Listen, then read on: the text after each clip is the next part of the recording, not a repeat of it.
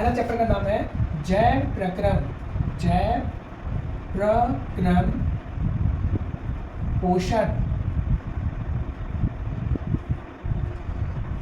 अब पोषण मतलब क्या होगा? पोषण या न्यूट्रिशन को हम जानते हैं। पोषण यानी कि न्यूट्रिशन।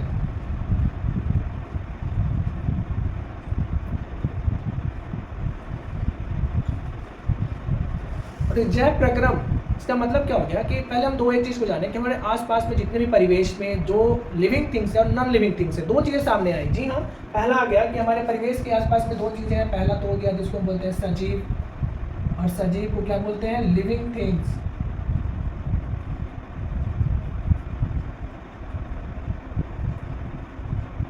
और दूसरा हो गया निर्जीव, और इसको बोलते हैं non living things, non living things. अब हमारे आसपास का जो परिवेश है, परिवेश यानी वातावरण, इन्वायरमेंट, उस परिवेश में कौन कौन सी चीजें पाई जाती हैं? तो मुख्य रूप से दो चीज पाई जाती है बच्चों। पहला हो गया लिविंग थिंग्स और दूसरा हो गया नॉन लिविंग थिंग्स। और इस पर हम चर्चा करते हैं कि इसमें है क्या। तो सजीव एवं निर्जीव के बीच अंतर जानेंगे। तो पहला नोटिस अपना होता है कि सजीव और निर्जीव के बीच में अंतर, सजीव तथा निर्जीव के बीच अंतर। यदि आपसे पूछा जाए कि सजीव और निर्जीव में क्या अंतर है, तो बेसिक थिंग्स हम लोग जानते हैं। क्या जानते हैं? तो पहला हम लोग जानते हैं क्या, सजीव का हम चर्चा करेंगे कि जो सजीव है तो वह श्वसन क्रिया करेगा। ऑलराइट, श्वसन। इसके बाद सजीव क्या करेगा? वृद्धि करेगा। क्लियर है? इसके बाद यह पोषण करेगा, न्यूट्रिशन। इसके साथ ही यह क्या करेगा? प्रजनन करेगा,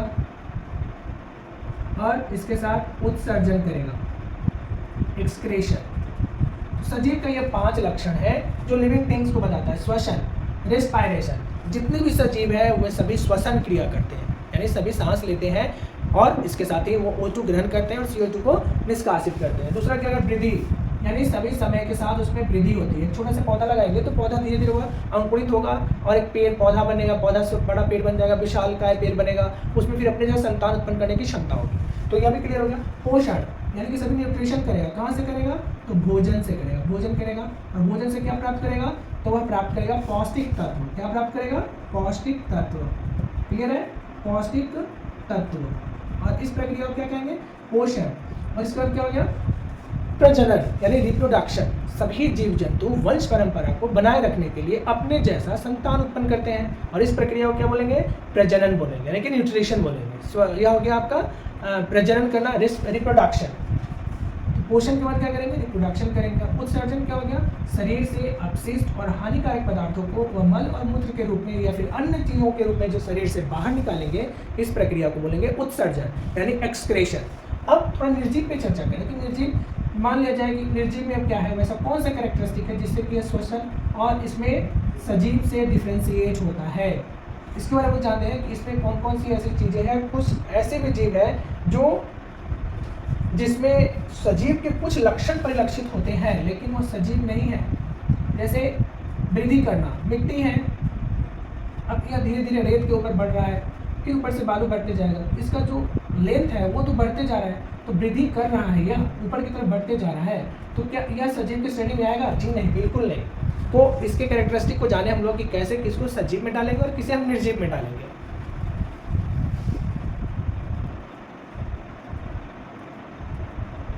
अब देखिए आगे हम लोग देखते हैं पोषण अर्थात न्यूट्रिशन। अब न्यूट्रिशन की यदि चर्चा की जाए तो सजीव और निर्जीव में डिफरेंसेस मतलब अंतर जो हम करेंगे, इसके आधार पे क्या क्या उनका मूल भौतिक गुण होगा, इसको देखें। तो जैव प्रक्रम जो हो गया, इसको बोलते हैं लाइफ प्रोसेस, यानी कि जीवन जीने का तरीका।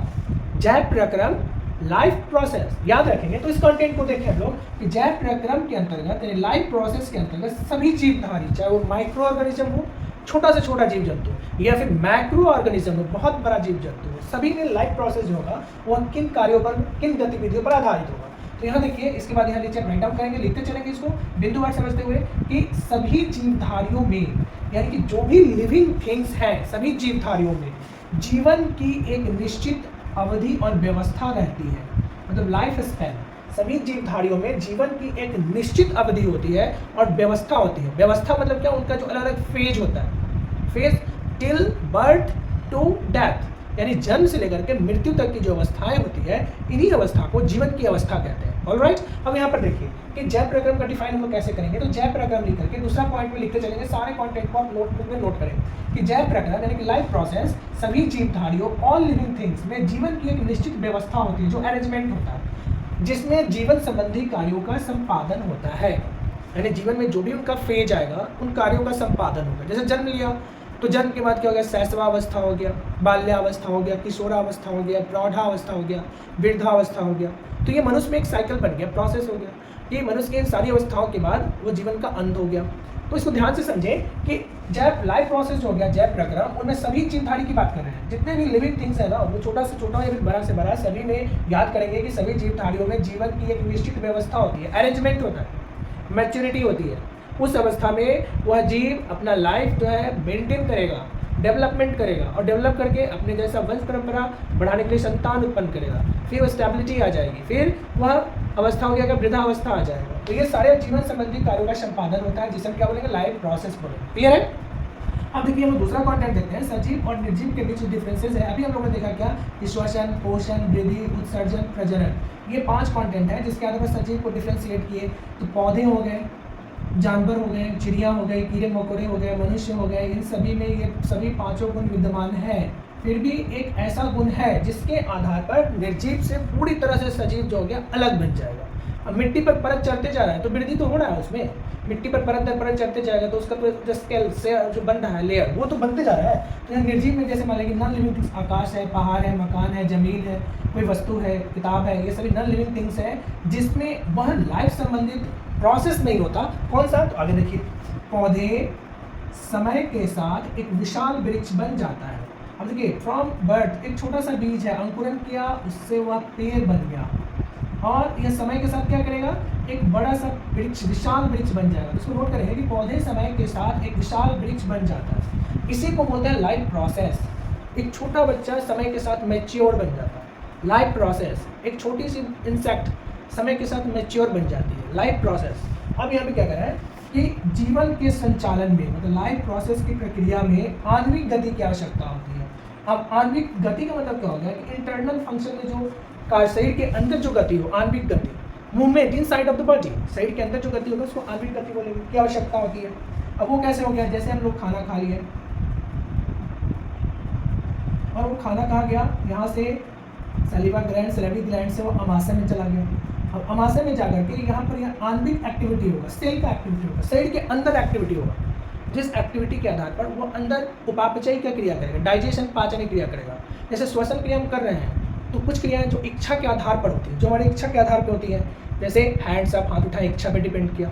और कुछ क्रिया अनैच्छिक होती है जो इच्छा पर डिपेंड नहीं होती है। अब श्वसन, नाड़ी स्पंदन हो गया, हार्ट बीट हो गया, ये सब क्या हो गया, अनैच्छिक क्रियाएं होंगी जो हमारी इच्छा पर डिपेंड नहीं करेगा। तो यहाँ पे क्या करें, आणविक गति की आवश्यकता किसमें होगी, सजीव में होगी। क्लियर है?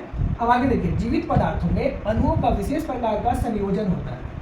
अब अणु का क्या, जैसे एक ही शरीर में यदि मनुष्य की बात की जाए तो बहुत तरह का फेशियल एक्सप्रेशन होता है। तो एक ही शरीर में अलग अलग तरह का एंजाइम बनता है। जैसे हमारा फेशियल एक्सप्रेशन खुश हो तो कुछ और हो जाएगा, गुस्सा में रहेंगे कुछ और रहेगा, ये सब किसी बात का अनबनी हो जाए तो कुछ और हो जाएगा। तो inside of the body chemical reactions होते रहते हैं। तो यही क्या कहलाएगा कि अणुओं का विशेष प्रकार से संयोजन होता है। जैसे फॉर एग्जाम्पल अगला लिखेंगे, न्यूक्लियोप्रोटीन। देखो, न्यूक्लियोप्रोटीन द्वारा प्रोटोप्लाज्म का निर्माण होता है। और प्रोटोप्लाज्म कहाँ पाया जाता है, तो वो सेल का जीवद्रव कहलाता है। ये जीवद्रव हो गया। और smallest unit of the body, functional body is called cell. तो यहाँ तक समझ गए आप लोग कि न्यूक्लियोप्रोटीन द्वारा जीवद्रव का निर्माण होता है जो शरीर के पौष्टिक कार्य में या फिर सजीव को, सजीव जो इतने भी लिविंग थिंग्स हैं उसमें निर्जीव से डिफ्रेंशिएट करता है। तो यहाँ तक समझ में आ गया। आगे देखते हैं आगे क्या है।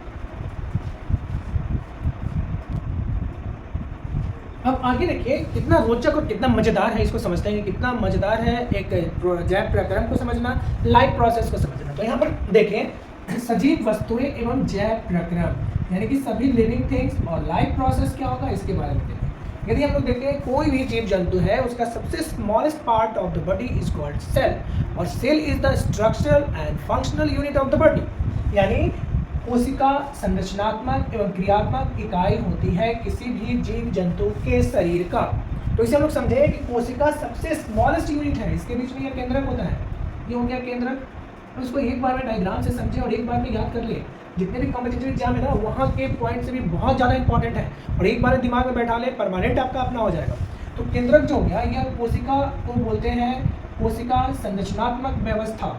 किसी भी जीव जंतु का संरचनात्मक व्यवस्था उसकी कोशिका पर डिपेंड करता है, और कोशिका जो होता है उसको हम बोलते हैं रचनात्मक एवं क्रियात्मक इकाई।